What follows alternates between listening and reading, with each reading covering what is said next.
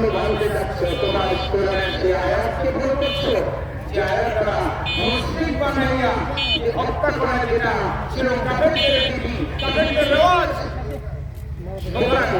এটা বাংলাদেশে ওকে দেওয়া যাবে না।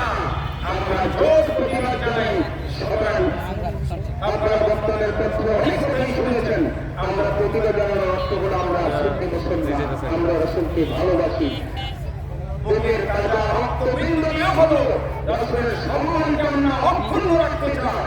কারণ রাসূলের প্রদত্ত হলে আমরা সত্যি মুসলমান মেনে নিতে পারি না। সবাই আজকে জোর প্রতিবাদ জানাচ্ছি।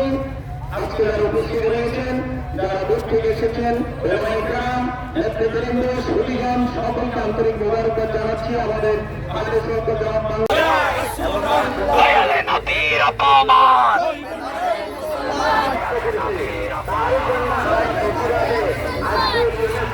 আমরা মানববন্ধনের জন্য আসছি। এই এলাকাবাসী আমরা সকলেই নিন্দা এবং প্রতিবাদ জানাই যে জনগণ আসবে।